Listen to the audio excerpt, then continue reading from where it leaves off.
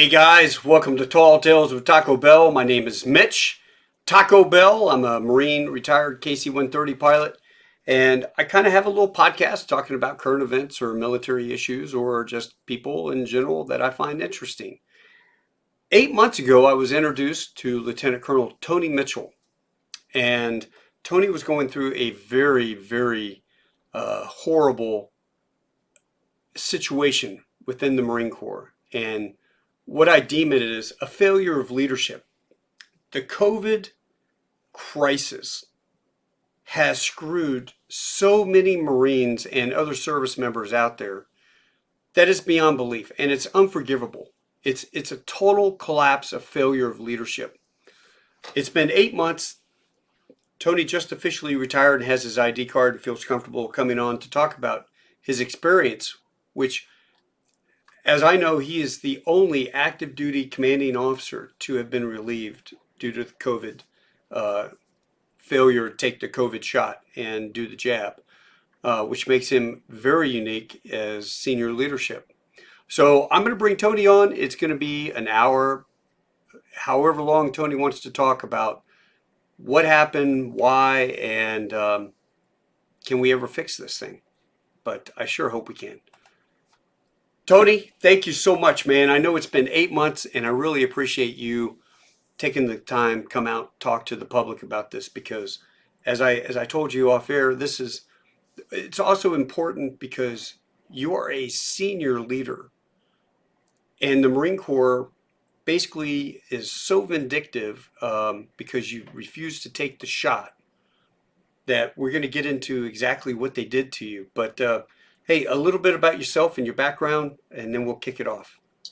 Hey, thanks for having me on, Taco, and you know, as you can see from my last name, you got a great first name. So Yeah. having another Mitchell in your corner. So yeah, so I enlisted back in 1996 as an infantry guy.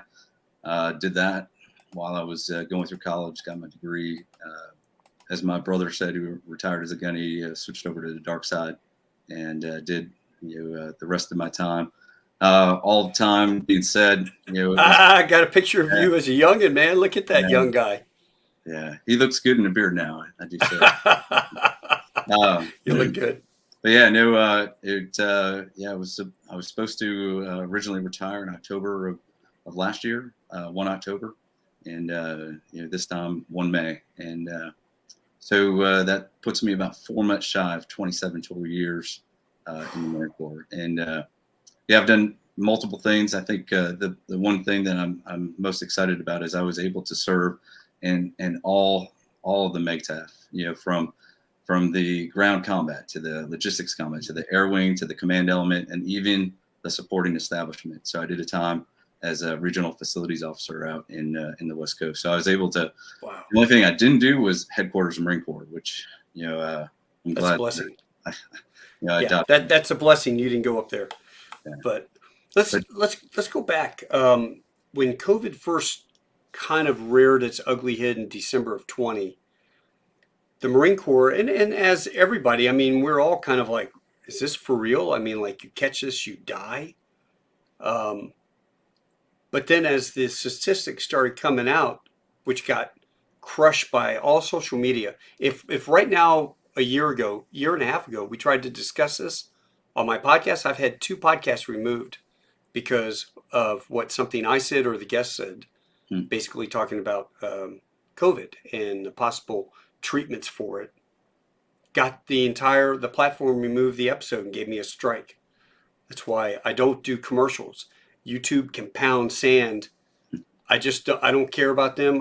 They're not making money off me by running ads because it's sensitive subjects, and I'm not going to allow any ads on there. But yeah, that ticked me off. How was it in the Marine Corps on active duty at that time? So at that time, I was with regional facilities, and I was the regional facilities officer for the West Coast, so all 8 bases. I helped try to get MILCONs and did a lot of that stuff. I worked a lot with the Navy Seabees and the CEC officers as they were doing a lot of the planning and trying to get them money. And so because of that, we really don't have a lot of Marines in the command, and we don't have a lot of Marines in the Marine Corps that understand what facilities is and the background of what's behind the curtain and taking care of installations, whether it's real estate or anything. So it's really a unique niche in the Marine Corps that, a lot of combat engineers go that way sometimes, and sometimes there's logistics officers, but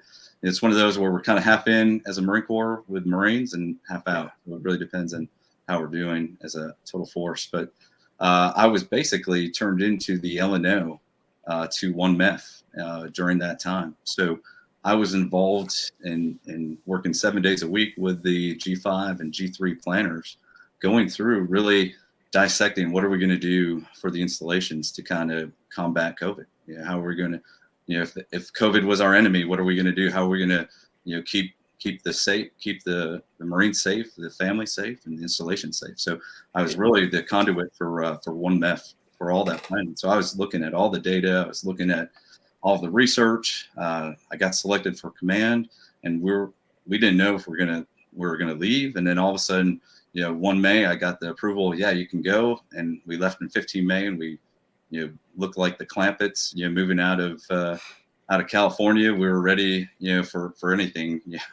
We had a convoy and comms and maps, and we had a grill. We had a portable toilet for my kids to take. With their neighbor took a hula hoop and made a curtain out of it, so we had privacy. We had to go on the side of the road. I mean, we had everything in preparation for getting cross country.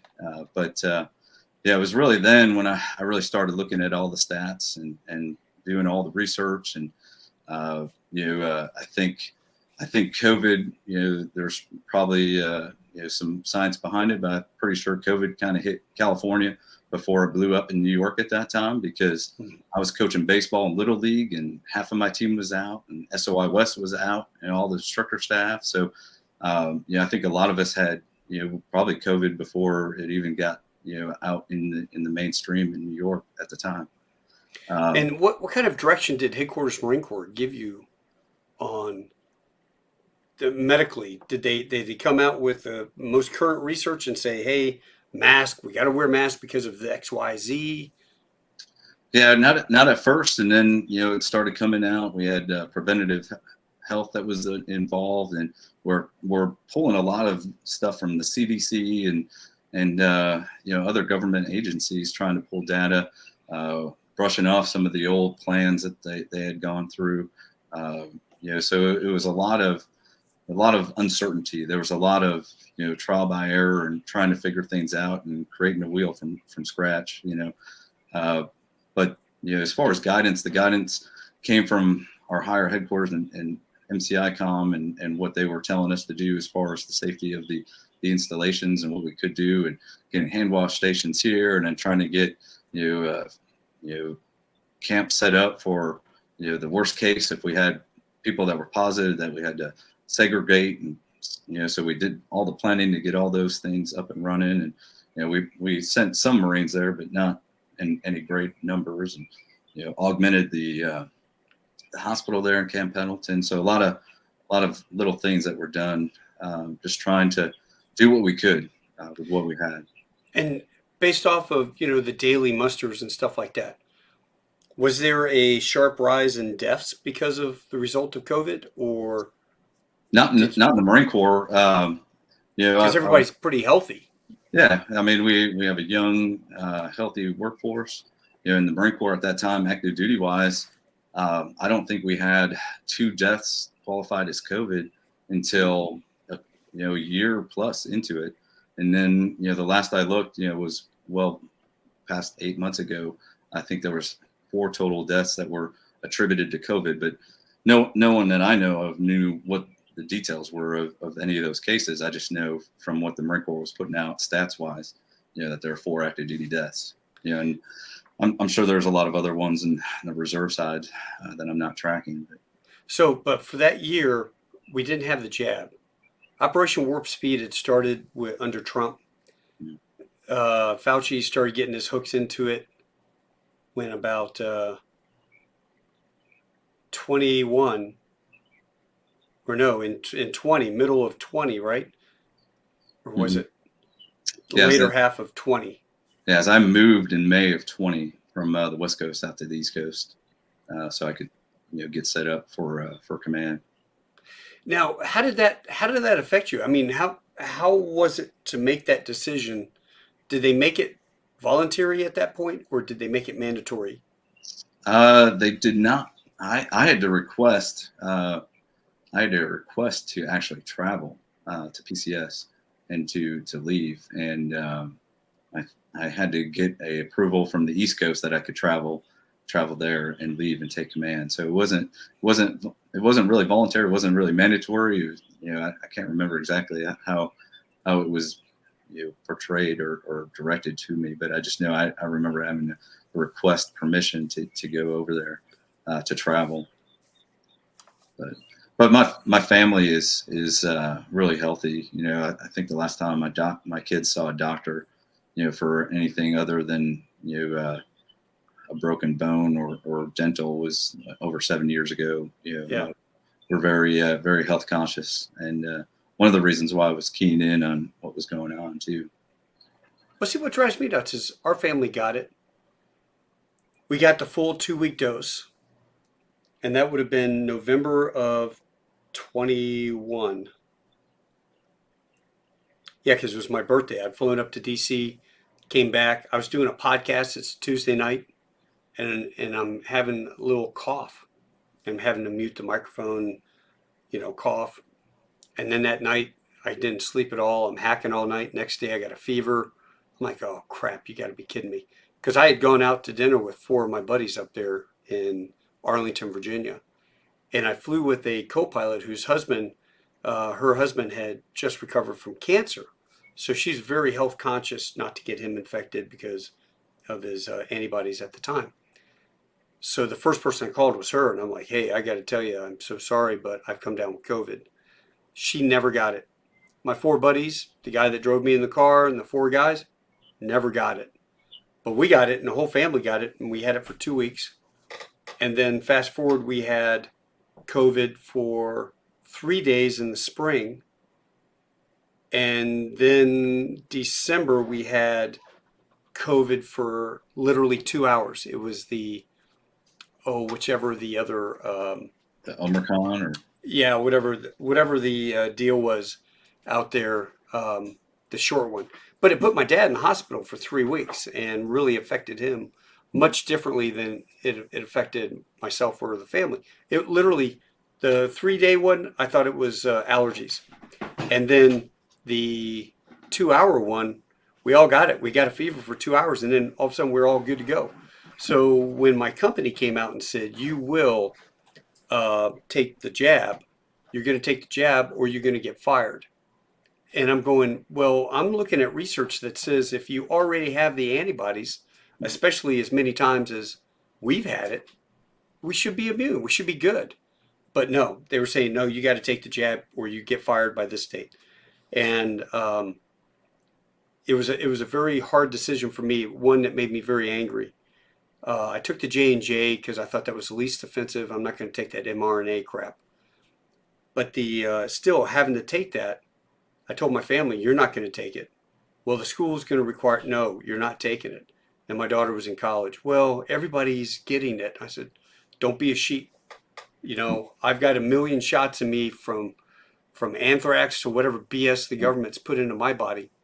You guys don't need that because you don't know what effects it's going to have on your reproduction or reproductive stuff down the road. You could be infertile. Who knows what that shot will do to you down the road? And you look at all those ads while you're sitting there watching TV. It's like, were you exposed to Agent Orange in Vietnam?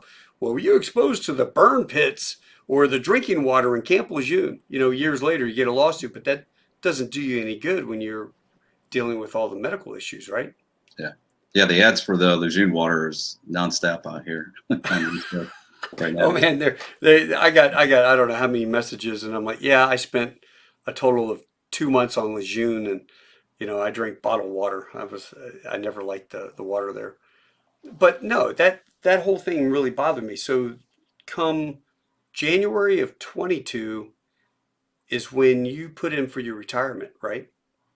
If I Right. have the timeline correct. Yeah, I think that was right around January of 22s, and yeah, it came back, and it was You got accepted. approved. It got approved, um, and yeah, at that time, I had, I had received my initial denial for my religious accommodation, and I was still under a medical waiver, and I submitted my appeal, and so the approval came back before my appeal ever came back denied. So most of other guys that the religious accommodations were approved, and I think, yeah, I kind of stopped tracking, but I know at one point there were 7. I think 3 initially that got approved religious accommodations, and they were all for guys that or gals that were already approved for retirement or on terminal leave. Mm-hmm. Yeah. So then I think the number got up to 7 of those religious accommodations were approved. But it was only for those that were on terminal and or soon to retire. And so I thought I was pretty good since I already had the retirement. And yeah, I made it to about 60 days from my change of command. So we had submitted all the paperwork for the change of command. We had submitted all of the timelines, everything that we had done. We got nominated from the Marine Air Wing as the MWSS of the year. We didn't win it, through the aviation symposium, but There you are, commanding officer. yeah, I thought we had a really good chance to win that, but we didn't. Unfortunately, it would have been nice for the guy who took over to go out there and accept that, because the Marines did a lot during my tenure there. Now they shorted you, right? I mean, did they relieve you in March for They refusal? relieved me in April. Lost faith and trust and confidence. But that was it. There was no real questions or dialogues. There was no discussion before that. My medical request was I was going through some heart issues at the time. One of the times I was doing concessions at a high school basketball game, and all of a sudden I felt a sharp pain, and I just kind of froze. Was going through a lot of individuals trying to figure out what was going on. Finally got to Duke cardiologist to give me some meds, and then I had also gone and done some work with naturopathic doctors and tried to take some natural vitamins. Between the combination there, I have some of the symptoms have gone away, but I was really uncertain of what was going on. Well, did they figure out what that problem was? No, the Duke cardiologist thought it might have been pericarditis, but the thing that really was disheartening was that as a sitting commander, and you alluded to in the opening, I've tried to see if any other sitting commanders that I know in the small group that's been dealing with this, and I don't think there's another one in the Marine Corps that got relieved for this. I think I am the only one that got relieved for not taking the shot. There was a lot of soon-to-be commanders that have been selected for command that were denied the opportunity to take command because of this. Right. There's a lot of Marines who were selected for promotion that were not able to be promoted. Good win story. I have a Marine that I know that's getting promoted this Friday to major, and he was supposed to be promoted, I think, last May. Oh, wow.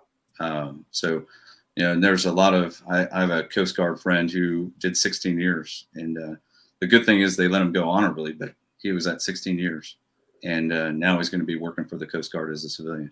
Yeah, how was that as the CO, having guys come up and do the religious, accommodations, and you approve it and it gets sent up, and then did they start kicking guys out when you were CO? They did. They did. And I talked with every single one of them on their exit, and I was open, I was honest, I was frank with them. I said the Marine Corps is put their foot in the sand. This is their policy. I tried to fight the good fight, trying to protect them as long as I could, because, at one point, I think my unit was the least vaccinated on the East Coast. I wasn't pushing it. I wasn't, the bandwagon on there to jump up and down. And I was doing my research, while all this was coming up. I tried to talk with the lawyers, and the response was, is that because Comirnaty was the only thing that was approved that we never saw until I think April of this last year. It miraculously showed up at some of the bases, but prior to that, Comirnaty was the only thing that was approved by the FDA. Everything else was under an EUA. So it was interesting how that really wasn't known by everybody. And the lawyer said, well, it's a brand versus a brand name versus generic. I'm like, As is. Yeah, if you are taking the licensed product.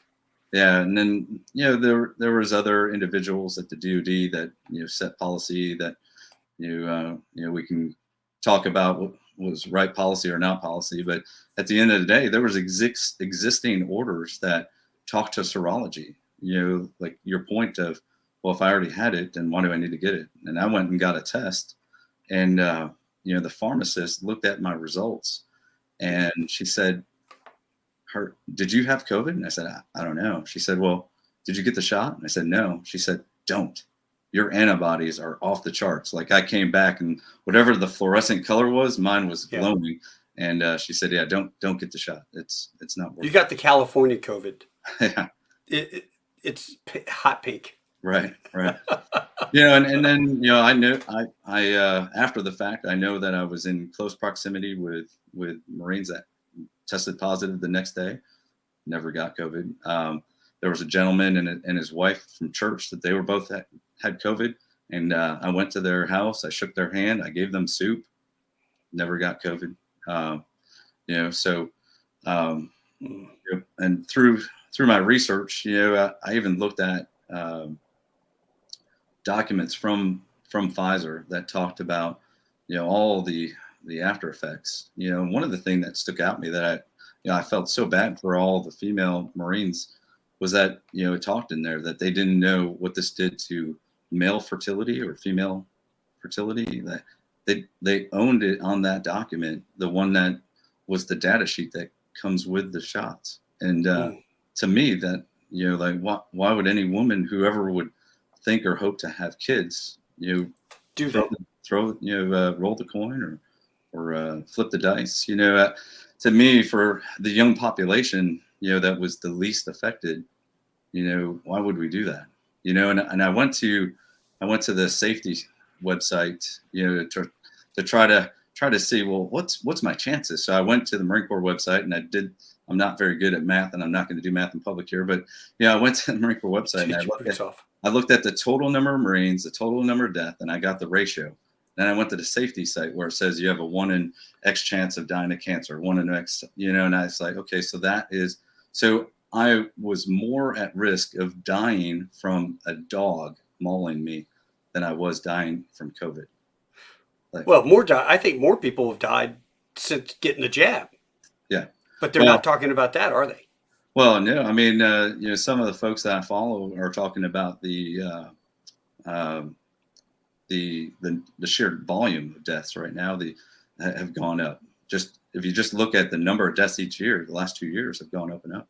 And then the podcast I listened to with Joe Rogan last night, or Dr. Mahafra from the UK, he had made a point that right now it's like 1 in 800 with side effects, where all the other drugs that came before were way worse, better than. And they got stopped right away. They got stopped right away, right? Yeah, he was the one. Was he the one that was talking all the actuary tables?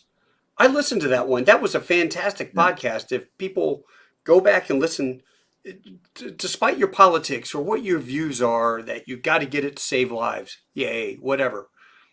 If you look at the actual numbers, which don't lie, up to 2021, before the mandate, deaths among up to 18-year-olds or sports was, what'd they say, 12 a year, or, because they're using actuary tables.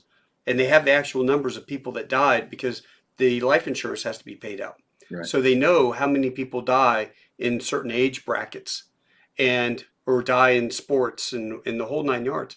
And it like doubled a month after everybody started getting the shots. So it just increased your chance of unexplained death. Yeah, there's all cause mortality is the term, and one of the former BlackRock guys is really big in pushing those numbers and actual real stats from the insurance. I can't remember his name, but I've heard him a couple of times as well. Yeah, it's scary. So out of the Marines that you had to let go, um, I've spoken to a bunch. So 8,000 were out of the services right now, as I know it. About 8,000 is the number being given to me by Sonny Duncan. Mhm. Were released from active duty, and they're given a general under honorable conditions, but they had a code. The majority of them had a code in there, and that code was serious misconduct, Right. which was, if you look at it, it was akin to rape or murder, and you just didn't get charged with it in the military, but they Right. got rid of you. What bothers me about that is we take military people, we're supposed to make them better. We give them the GI Bill, we have the VA. Well, now you get out, you only have service relatable stuff through the VA, but you lose your GI benefits. Mhm. And then if you have a staff sergeant or a gunny or a senior lieutenant or a captain, and he's counted on that stuff for his family or for himself to better himself, now we're telling him, go pound sand. You're not, don't pass go, don't get $200. Yeah. That, and out of the 8,000, 4,000 of them are Marines. And another guy, another Marine up at MCRIC, um, basically or at Manpower, he's like, I can't go on film for this. I can give you slides. They're going to ask you where you got them from, and you better not say my name. And I'm like, well, I'm not even going to show them, so I'm not going to put you in that position. But the numbers that I was looking at for retention rates and for the overall numbers of the Marine Corps going forward after the mandates, we were losing guys at the cyclic rate. Now, they might have taken the jab, but they were so pissed they just let their enlistment lapse. They didn't re-up. They didn't, let their EAS go or whatever. They just chose not to stay in the Marine Corps. Mhm. So we're losing such a valuable core of knowledge and experience due to the politics. And what really makes me angry about your case is how vindictive the senior leadership was, because all you had to do was sign your name on a DD-214 and you're out. You got relieved, you said in April. You went on terminal when? September? September? So I went on convalescent leave. I had knee surgery, so that took out a lot of my my terminal time that I was going to take, which was good because I was able to save some for the last couple months. Oh, good. But yeah, no, I was 60 days away from the change of command. We had everything submitted and ready to go. Loosely, they said, yeah, you can have your retirement ceremony because they didn't think it would be any issue. 2 weeks prior to my retirement, I go to IPAC just to check in, just to make sure, because I hadn't heard anything from my command at the time. Didn't know that they had signed my administrative separation package. The CG did, had no clue. I didn't find that out until I confronted them and said, hey, I'm not going to be able to retire. In fact, one of the colonels I called up and I was like, hey, Tony, how's retirement going? And I said, well, funny you asked that, sir, because I don't think I can retire. And they said, what? I said, yeah. Ironically, I just saw him in the grocery store today. He's 30 days from retirement. But yeah, they, I don't think my command knew that I was not going to be able to retire. I think they thought that, well, yeah, he already has everything approved, and I think, they might have just been hoping that things would just go natural course. And what happened? A couple days prior to you going in and signing your DD-214, they call you up and go, hey, put your uniform on, report to the base on Monday? Yeah, so I went back to the base, and because I was going to start working with the company, and so I went back to the base and where I was, kind of working when I, was planning to exit the Marine Corps. I got relieved. You'd already gotten a job. Yeah, I'd already gotten a job. Wow. I had to tell them, hey, sorry, I can't work for you guys right now. And they were really good about it. They kind of held something for me. And but yeah, no, I got relieved. I went to my higher headquarters. I was there for a couple of days, and I think they didn't want me to be in that headquarters anymore, so they sent me to the base, and I worked for the base facilities.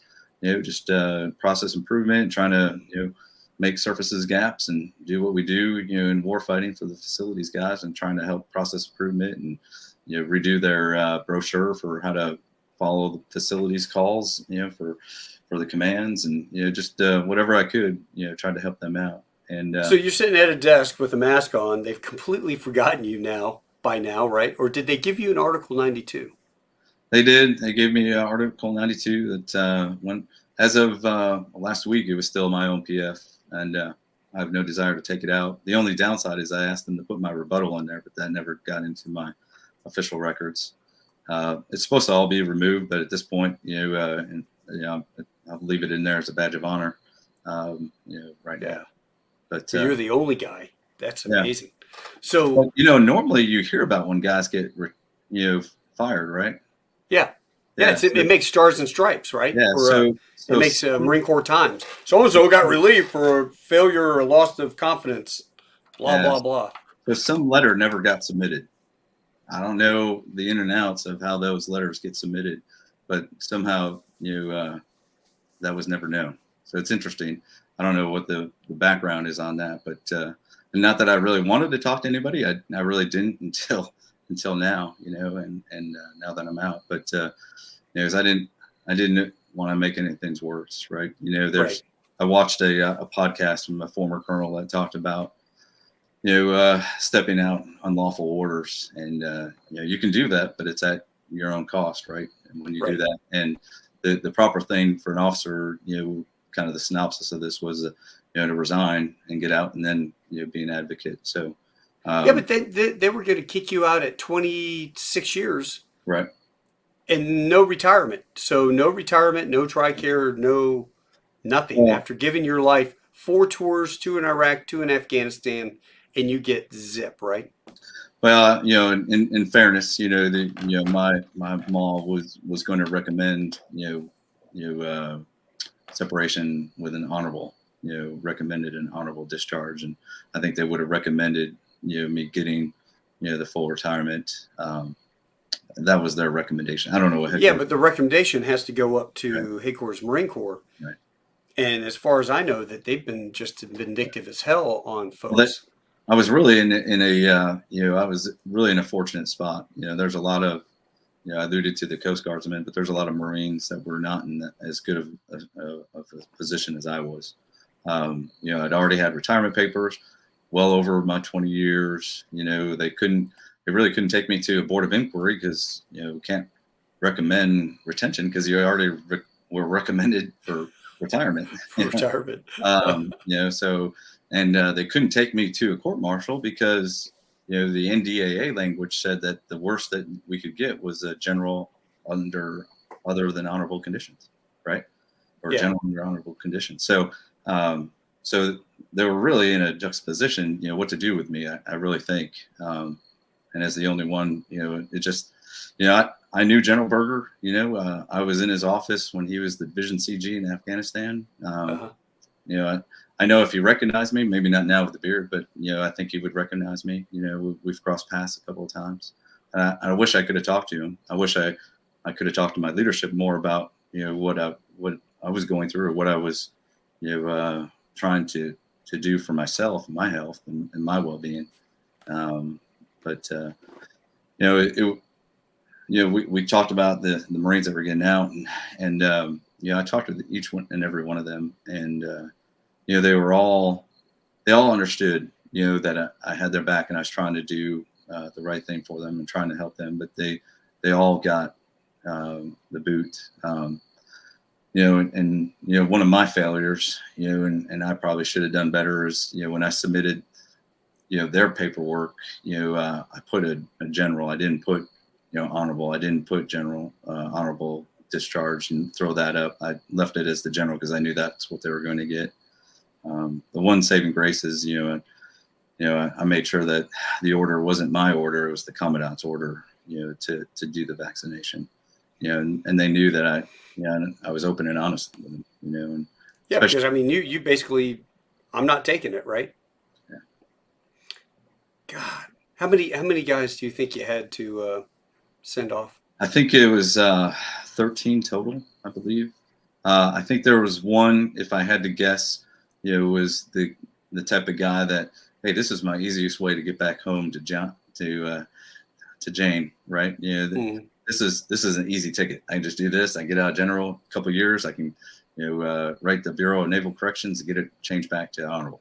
And there was only one guy I think that fell in that category. The rest of them were doing their own research and hey, I think this is a political reason why all this is happening.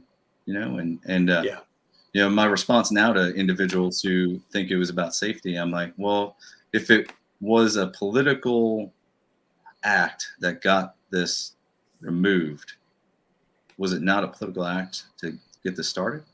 And there was some concern at the beginning, from safety, but I think everybody saw it was the older population. It wasn't the younger, healthier population. It was more of a common cold, and yeah. Well, did you get up with all those guys? I was just looking up David Beckerman, um, Joshua Hoppe. Um, yeah, I don't do social media, but I know those guys. I know the names. I know they're involved in a lot of things. More so than I was. I'm in some groups with those guys, so I see what they're doing. I'm following a lot of different things, on the periphery. Um, but yeah, there's a small core that we had here. In fact, of my command, it was myself, my XO, and at one point, 3 of my 4 company commanders were all trying to seek religious accommodations hmm. for my command. Sonny Duncan. Have you met him?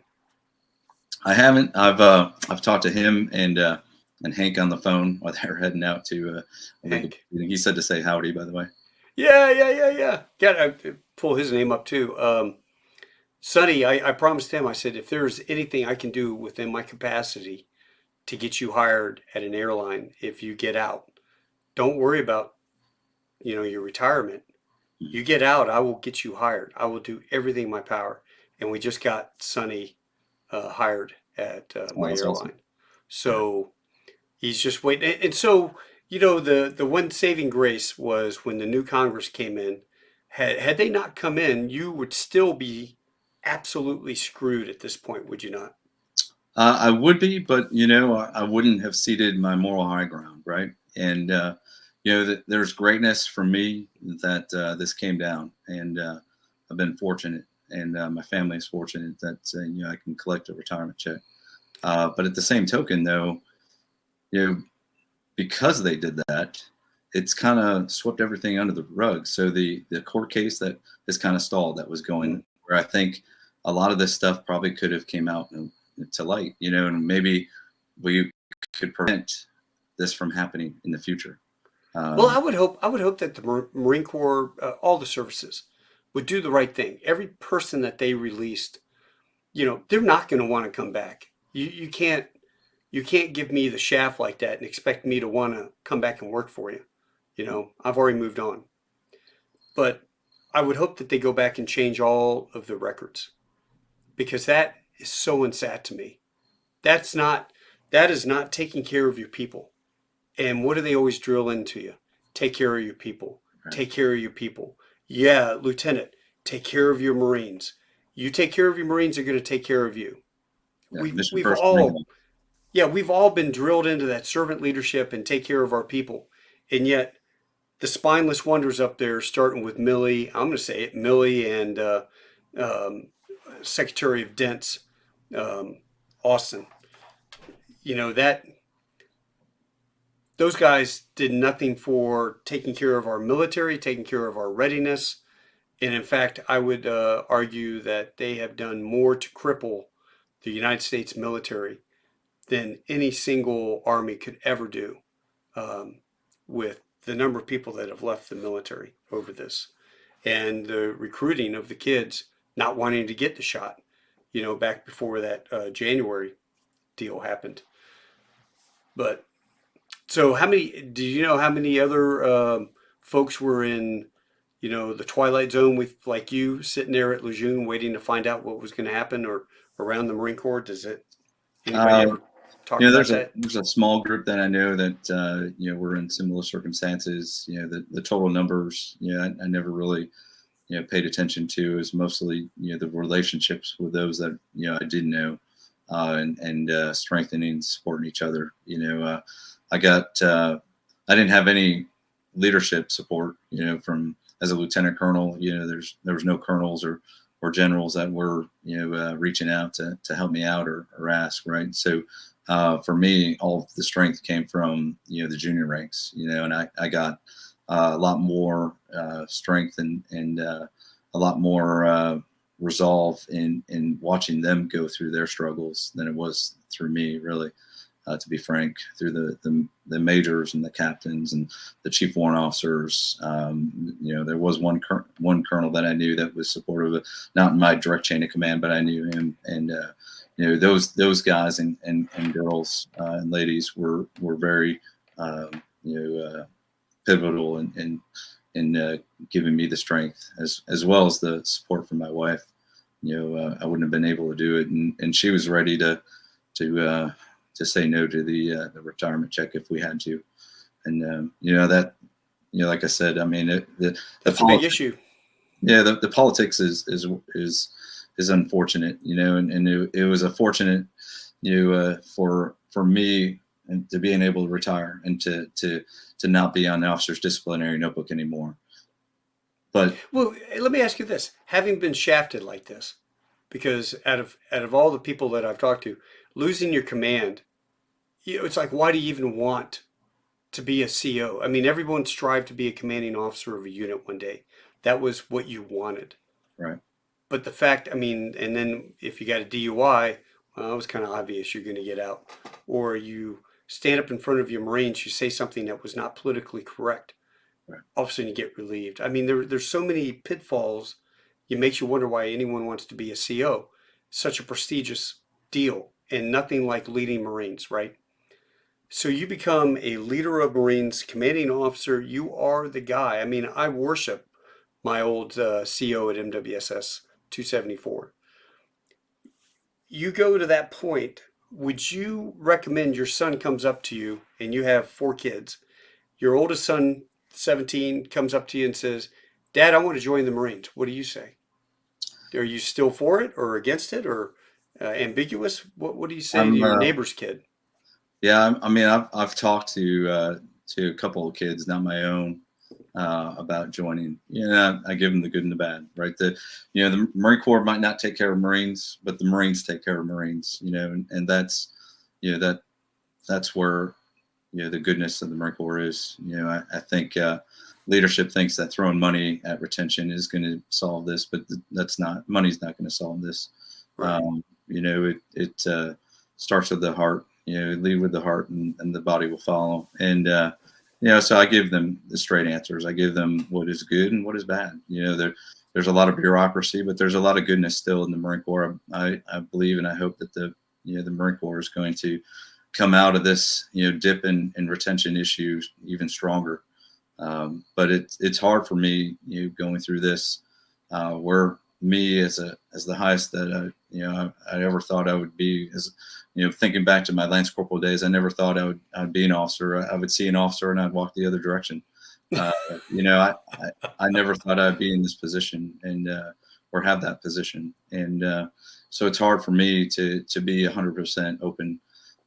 My oldest, had thought about it, but he's going, I think, law enforcement. He just submitted yesterday for a fellowship program for law enforcement here in North Carolina. My other son, he's said a couple of things, about it in the past, but I haven't, been really excited about it, until we can figure out and fix some of these issues. I think as an institution, I'm not going to be too excited about it. I still love the Marine Corps, and I've been able to do a lot of things, meet a lot of great people, experience things that, this little kid from one stop and go light town in Wisconsin, with no ocean nearby has been able to see. It's been great. And Oh, there's no doubt, hands down. yeah, Being in the military, being an officer of Marines is the best decision I ever made in my life. And as a matter of fact, Berger was my OSO.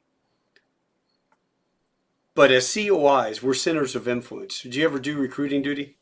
no, I did. I did reserves as a I9 inspector instructor. That was as close as I got. Well, I did recruiter's assistance, for 2 months and realized I want to be a recruiter. I did 9 years out of 29 doing recruiting duty, and we always talk about the people out in the community. They're centers of influence, COIs. Mhm. And those are the people that talk to little Johnny at church. And little Johnny's 17 and he wants to take the ASVAB and go join the military. Normally you're the person that they look up to and they go, "Hey, Mr. Bell, you were in the Marines. What was it like? And where have you been and how did you like it?"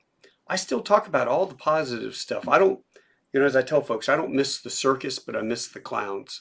Mhm. And I talk about the positive things that happened to me through my association in the military.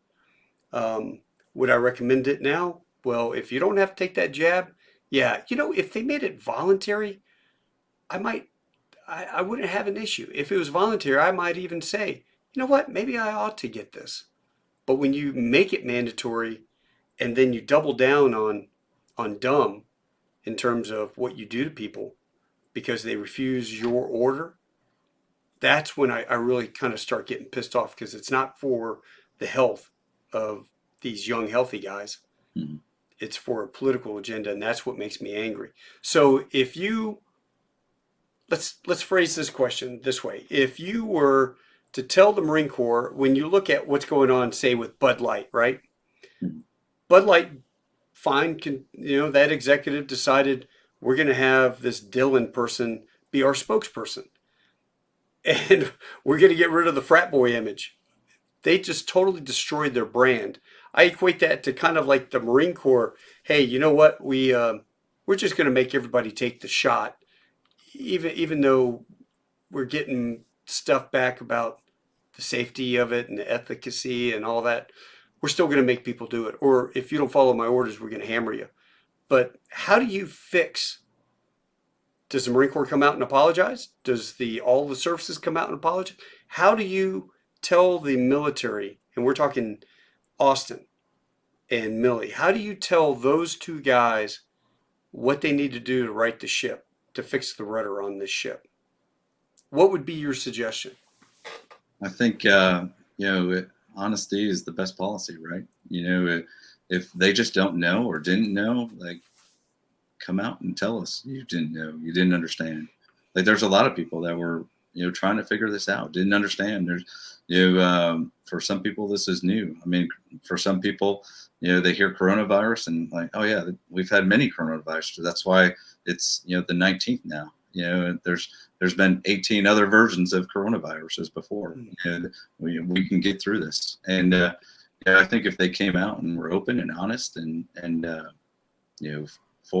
forthright on why they made the decisions they did, Mm-hmm. and what they would like to do to correct those in the future. But I think a lot of folks, don't want to, one, admit they're wrong. They don't want to, they don't want to look like they're weak if they made a mistake, or maybe they don't believe, what the conspiracy theorists, are saying about everything. But the irony is a lot of these conspiracies aren't conspiracies anymore. No, because you're allowed to talk about them and the evidence comes out, and then you're sitting there going, "Oh, wait a minute! Somebody said that, a year and a half ago, and he got booted off social media and never heard from him again because he lost his ability to communicate with folks." Yeah, I mean, it's just I just heard today an interview with Fauci saying that there's no need for people to be wearing masks anymore today. And there he was with like 3 of them in front of Congress today. And so if science is changing, then why were we so, rock solid on science before? Why didn't, I thought we could question science. I thought doctors could question science. I thought doctors could provide things off label when they thought it would be beneficial for the patients. Where are all these decisions that we've been able to make for years and years and years? Where did all these go? Why can't we make these decisions anymore? Why can't we use serology as a basis to say, yeah, we don't have it? I mean, I have a video I could probably find on my phone of Fauci talking about, somebody asked him if you already got the flu, do you need to get the flu shot? And he said, no, you don't need to get the flu shot if you already had the flu. If you know you had the flu, that's the best immunity you can have. Like, God created our bodies, to be able to withstand a heck of a lot of things, and I don't understand why, we allowed people to put the blinders over ourselves, there's so many that just, followed the cow in front of them. To this day, you still see people driving in the car by themselves with a mask on. And my kid's like, Dad, why does that guy wear a mask by himself? And I go, you know why, son? That's so that when he stops at a stoplight, it keeps him from licking the windows. I don't get it.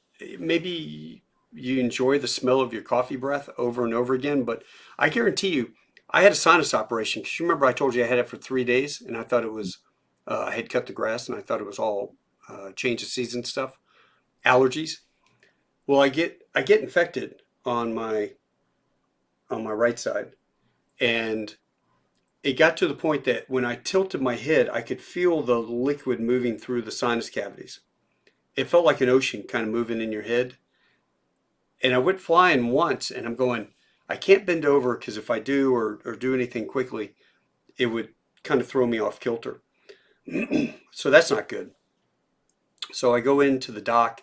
They put me on the big Z-Pack. They put me on the 6 weeks antibiotics, and then I go finally to the ENT, and he goes, you're completely clogged. He goes, do you wear a mask? And I go, yeah, I got to wear a mask at work, 24/7. He said, well, there's your problem. You keep rebreathing this crap, and it's germs, and now it's totally infected that side. Your sinuses are blocked off. We got to go up there and roto-root. They pulled out 33 cc's of crap, putrid crap. And now my sinuses are shot. You always got to be careful of your sinuses because of the operations and what they had to do. But that was all from the result of wearing a mask, right? Had I just did my 3 days, I probably would have been fine. But every day I'm sitting there talking through this mask, which first of all, I'm deaf and I've got tinnitus. So I need to see people's lips to kind of hear and associate what their words are. I think about all the detrimental stuff that we did in 2 years to a young class of people, and the after effects of what's going on now may be from that. Shutting down schools, going on online schools. I know my kids did not do very good with online learning, No. from going in classroom to cold in online classes. We moved out here and started going to public school, and they were doing this mask wearing in the schools and online classes, and we pulled them out and put them into private Christian school, because that school, I think, closed school for 1 day. Wow. Good on them. During COVID, what was the saddest thing?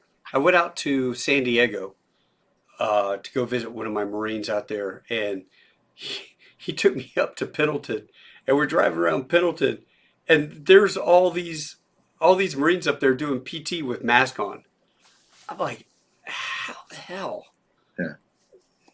And finally I figured out they had these fake masks that look like masks, but they're porous. Right. So I was like, screw this. So because walking around wearing my glasses fogs up my glasses. Anyway, yeah. All the sides. I drive to work now, and every once in a while when I'm going in a little bit later, I see kids standing out for the bus, and they're not wearing masks, but they are spread out, like 6 feet apart, almost 6 feet apart, and I'm just looking at them like, I would never have done that growing up. We were always in a gaggle, and for most of Yeah. us, somebody was punching somebody else, and we're rolling around and wrestling, and trying to Yeah. see who was the alpha male, right? But you know, I, it saddens me to see those type of things. And you think about how it affected the kids that especially in the inner cities where they completely cancel school because they're afraid that the teachers would get COVID. Right. I just saw Marines that I never think that we would worry about putting masks on because we're scared of being sick, and then we had to we put these rules where you didn't have to wear your mask if you're the only one in your room and the walls go all the way up to the top of the ceiling and you can close your door. Or you can remove it to eat, but then you got to put it on after each bite. Yeah, that always fascinated me. You walk into a restaurant with a mask on, and you walk 8 feet to the table, sit down, then you take your mask off because you know what? You just dodge all the COVID cooties on the way out there, 7 feet dodging and weaving there, but you probably get it off the glass is where I got it. Probably off a glass having lunch with my wife. And I read the after action report from the Spanish American War. Not Spanish American, the Spanish flu, sorry. Yeah.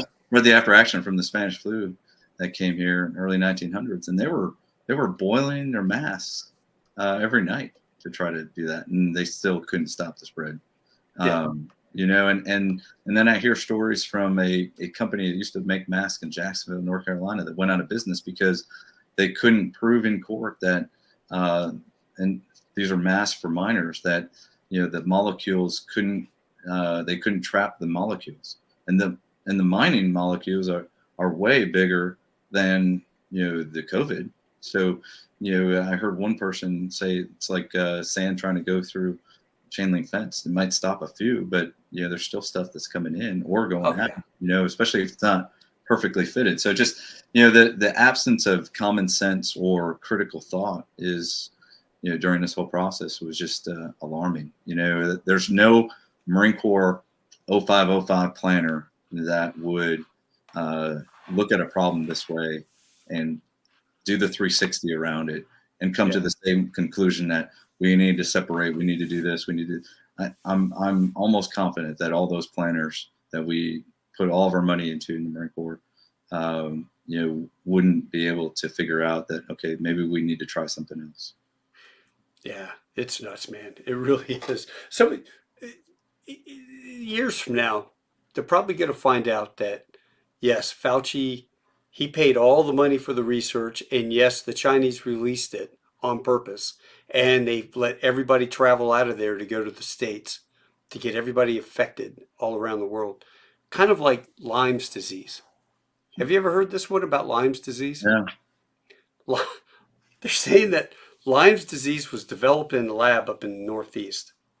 And the idea was to make these ticks infected, where you would load them up into a cargo airplane and you could fly them and drop ticks from altitude, spray woods where the Russians would be. The ticks land on these guys, give them Lyme's disease, and they can't battle it. They don't know how to fix these guys. It just screws them all up. And I laugh about it because you sit there and think, oh, that's a conspiracy theory. But then I remember back in 1994 reading a big article about they were testing penicillin on syphilis cases down in the South. And it was horrible, right? I mean, the government was doing some really bad stuff, like surgically sterilizing young girls in mental homes and things like that before they released them. But they were giving placebos to black patients, and they were giving the penicillin to white patients. And then they were studying the effects on the African American population and the deterioration of the brain. And that all came out in 94, and that was done by the US government in the 40s. Right. So you got to sit there and wonder, what else are they doing to us? Makes you wonder, doesn't it? Yeah. Well, that's why it's interesting, not to get too political. It's interesting to listen to the Kennedy, John F. Kennedy Jr. Yeah. and what he knows about, the government corruption. It's very interesting, Oh, and if half of that is true, it's a sad day, right? yeah, it really is. It just makes you shake your head sometimes. But I'm glad at least within the realm of speaking about this, we're able to at least voice our concerns or our ideas or what happened to me or what happened to you without getting canceled. Mhm. Um, Yeah, I that's mean, a yeah, bad just day. we can disagree without having to go to arms, right? We can disagree without completely ostracizing somebody, but what happened to me in my case, I was basically persona non grata, and whisked away to a cubicle far, far away to never be heard of from again. Did You you know, ever attend any social functions at the O Club or any events or anything like that, or did they no, just all that I stopped and nobody talked to you? probably the saddest thing, when I found out, I should say probably not. It was there's a lot of sad things that occurred, but the one of the saddest things was, I was supposed to be retired 1 October, and technically I was still kind of administratively my old unit. I was supposed to be TAD to another unit, and then I was kind of assigned to a base unit. So I was kind of three different units at one time, and nobody really knew how to take care of me. But I never got invited to one birthday ball, November, and the two previous years, we couldn't have a ball, and my the ball before I got relieved, I had this idea. Well, hey, they're playing sports games now, so let's call up one of the stadiums here Like and see if we Kinston can do the Indians or ball something? on the 50-yard line. If we can go to a football game or a baseball game or a Yeah. basketball game, we should be able to do a ball. So let's do this, and then we don't have to worry about being this mass spreader event for the Marine Corps birthday ball. And what I should have done is I should have just done it. But I thought, well, hey, I think this is a great idea. So I told my boss, and he's like, oh, that is a great idea, and he put it up the chain, and they're like, no, you can't do that. Of course. So yeah, so the last 2 years I wasn't able to have a ball. So I was not retired and I was still on active duty, but I didn't get to go to the ball one last time. What about your fitness report when you left? Were So you dead last, or did they? well, yeah. So my last fit rep was an adverse fit rep, and for being relieved of command, and then over the time, they said, okay, it can't be adverse anymore. So they just said, I got, basically bead all the way down, and the section I comments was, subnamed officer was, transferred to mall headquarters, which I never really was transferred to mall headquarters because I was transferred to Mush 2, and then I was TAD to somewhere else, Yeah. so that I could actually contribute and do something instead of being the lieutenant colonel handing out basketballs at the gym. And so so that, and then the CG did okay as far as in the Christmas tree, but nothing really to write home on in remarks. But yeah, they fixed my fitness report, so now I don't have an adverse fit rep in my record anymore. Not that I really Damn. cared, but Yeah. Yeah, you take that adverse fitness report, roll it up, poke me in the eye. That's all the yeah. damage you're going to do. Shave my head, send me to Iraq, right? Yeah, I mean, before we left California, I it was a family decision to take command. I almost didn't take command because I was already past my 20, and I knew that I was getting older, and I think was a Toby Keith. I'm as good once as or I'll ever be, or something. Like Yeah. I'm good once. I don't know, but anyways, I knew I was getting to a level where I'd like to compete. I'm competitive, and when I took command, I was still doing good. I was playing lieutenants that were half my. I'd been in the Marine Corps longer than they've been alive, and I was beating them in basketball. And I don't think they were letting me win. They were playing hard, and then I was too. And so I was competing with them okay, and able to run and do all that stuff. And then I hit 43, and started going down. 44, started not being able to compete as much as I'd like to be. So the writing was kind of on the wall, but we almost didn't take command. But the family was, they were ready to try, do another fun excursion and try something new. We'd never been stationed really for a long period of time on the East Coast. I was officer candidate school. They got a little bit. My older boys got a little taste of Quantico, but for when did you transition over to officer? What rank were you? I was actually only a Lance Corporal in the reserves. Oh, okay. So and then you got your 4-year degree, and then. Yep, went from Lance Corporal to second lieutenant. Nice.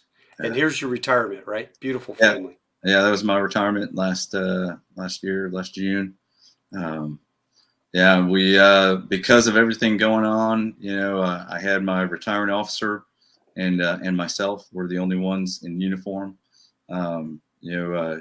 He knew the situation, and he was my former battalion CO, and now he's a general, so he knew the situation, and I said, I completely understand. I don't want to put you in a position, of compromise, but he was willing to do the ceremony. So it's him and I in uniform only. We did it at the beach, and I made sure everybody that came in was not wearing uniform, and there was no Marines doing the flag or anything like that. It was just simple up front. Nice.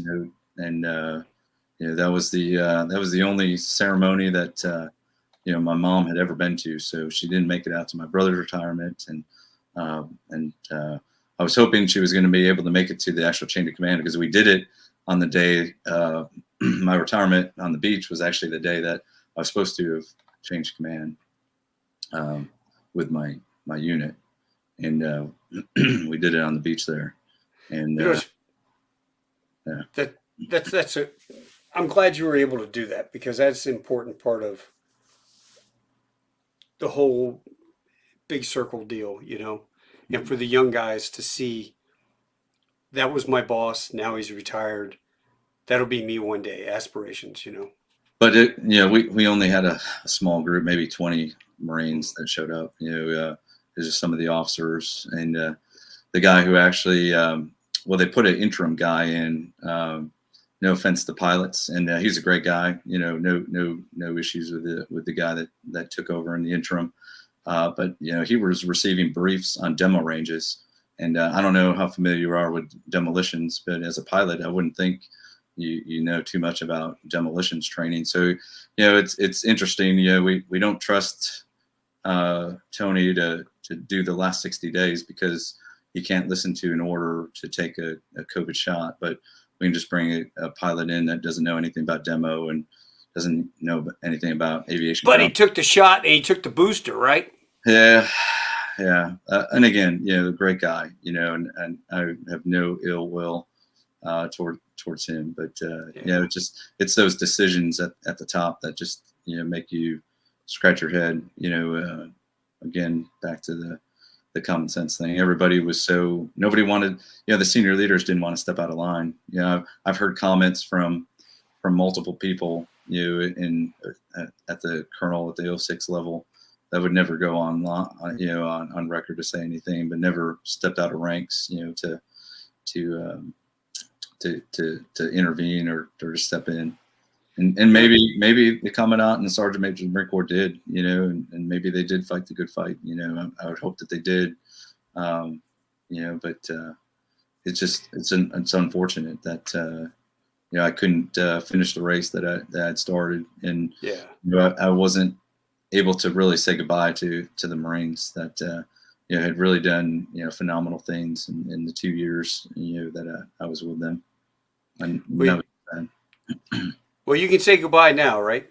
I can. I did. I had to get my actual retirement, my new retirement paper. So I have October of 2022, and now I have 1 May of 23. So I have two of the same documents signed by the president and the commandant, that I have now. So so I had to go pick up the new signed ones and shocked him with the facial hair. Hey, screw it, man. I love it. Look, you and I were chewing up same territory. I was just a little bit after you Right. over at LtCol in TQ, Iraq. I thought that's a great picture of you in the unit there. So that was a QRF and the EOD, right? Correct. Yeah.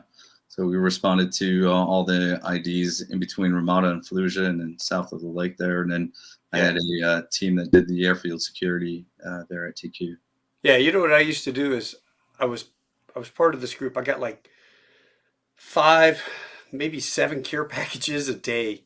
I would write posts and funny stories, and people liked it for whatever reason. And it turned into a thing called the Sandgram. So anysoldier.com, anymarine.com, they started sending these packages. And the poor mail girl from MWSS, she's hauling them up. She would call me and go, "Hey, sir, I'm down here downstairs. You got a bunch of packages." I'm like, "Roger that." So I go get the SUV, load up the packages in the back of the SUV, and then I would take them around to the ECPs around the airfield. I would give the Marine the package. I would pull the custom sheet out and I would say, "I've got this. I'm going to write a handwritten thank you note.